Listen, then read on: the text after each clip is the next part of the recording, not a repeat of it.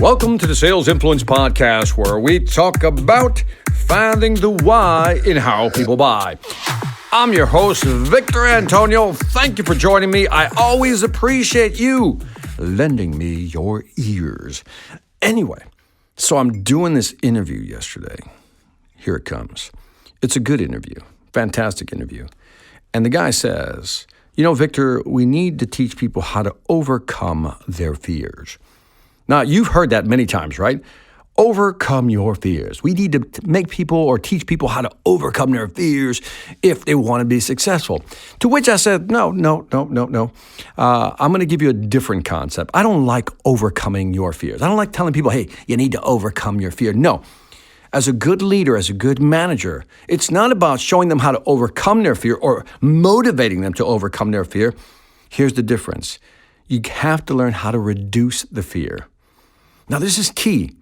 Overcoming the fear seems like, something I have to overcome, like I have to get over something that's pretty big for me to get there and do what I want to do. But you don't have to overcome your fear to be successful. You just have to reduce it to the point where you feel comfortable stepping right over it. This is important. It's a very subtle shift in language, but very powerful.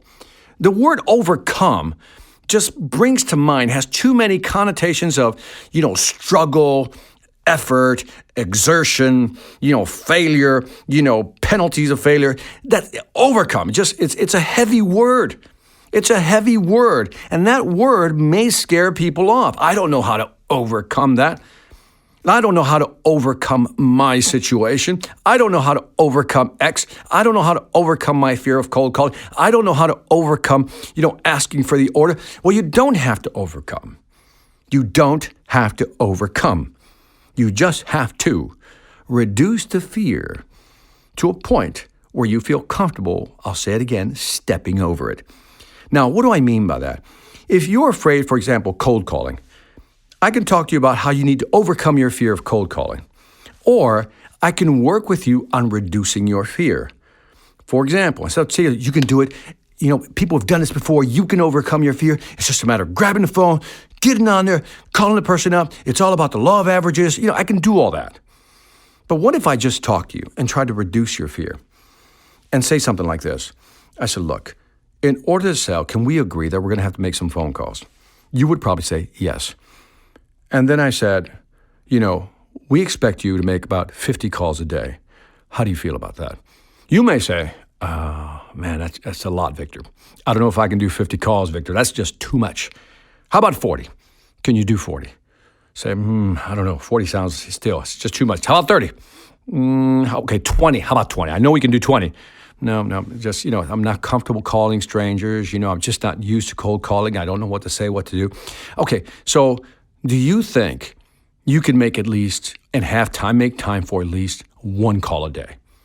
Now, what do you think most people are going to say? Yeah, I think I can do one call a day, right? Let's say you're an entrepreneur, you're at home.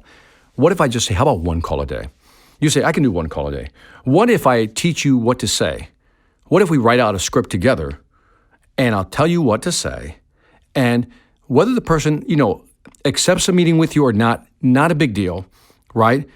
All I want you to do is make one call a day. Could you do that? If I give you the script, could you do that?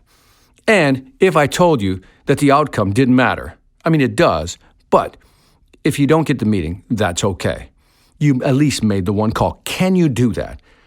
The majority of people in sales, and I'm talking 99%, will probably say, yeah, I can do that. And all I did was, by reducing the number to a ridiculous number like one call a day, which is not a good number, by the way, but one call a day, it's a start, giving you the script, telling you what to say, right, and even how to say it, and then saying it's okay if you don't get that meeting on the first call. What I've done is reduce the fear of making that call.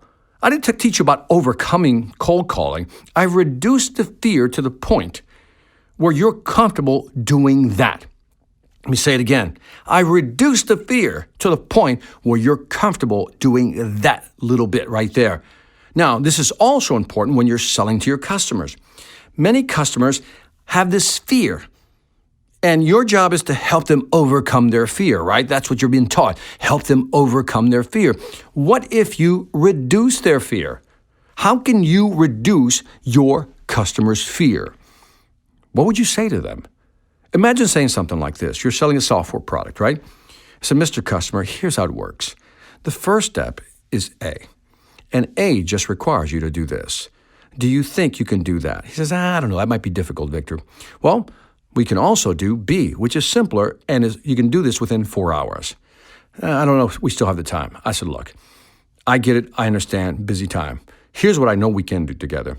What if you can just give me 30 minutes for one day in 1 week, just 30 minutes a week. That's all I'm asking, 30 minutes a week.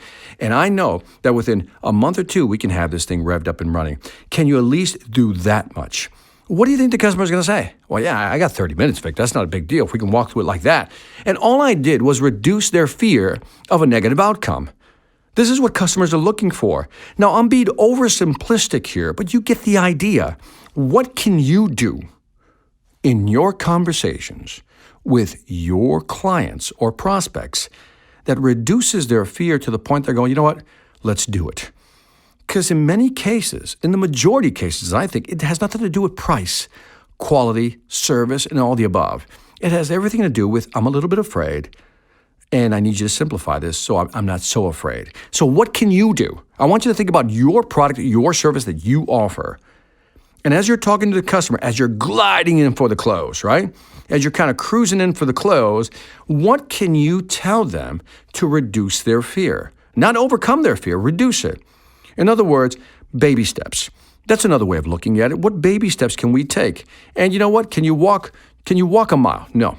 Can you walk half a mile? No. Can you just walk 100 feet? Yeah, I can do that, Victor. It's kind of like that. Think about your product or service and how could you position, Mr. Customer, what we want to do is we want to take your current database and basically move it over into our new database over here, from database A to database B. Now, the customer might freak out, says, no, that looks like a Herculean task. So, no. Okay, well, one way to do this. Why don't we just start with looking at your current data and basically beginning just to format the data. And that'll take about an hour to figure out if everything's in the right place and it's formatted correctly and we have the right parameters and variables, blah, blah, blah. Can we just start there? Customer's going to say, yeah, I think we can start there. I mean, think about this. Even if you have an existing customer that you're trying to get them to try something new, you can use this. If you have an employee that isn't doing what you want them to do, whether it's cold calling or something else in production, whatever it may be, how can you break it down, reduce the fear so much so they can step right over it and they'll say, yeah, I can do that. If you can do that, you are a great salesperson. And if you're a manager, you are great at managing people's expectations, because once you can reduce that fear, people are more likely to take action. So here's what I want you to do. Think about a product or service you're selling and ask yourself in those conversations, in those moments where you feel the customer pulling back a little bit, how could you reduce their fear by simplifying the approach or what it's going to take to actually make that change? Do that, and you will see a difference in the amount of yeses you will get. And that is it for the Sales Influence Podcast. Don't forget to leave me some feedback on iTunes, Stitcher, or YouTube. Always look forward to hearing from you guys. I really do appreciate when you lend me your ears. Also, check out my Sales Velocity Academy. You know the deal. We got courses, we got books, we got worksheets. Great stuff. If you want to sell more faster, if you want to increase your sales ability, go to salesvelocityacademy.com. Lastly, I want to thank you for listening. This is Victor Antonio, always reminding you, selling ain't hard when you know how. Take care.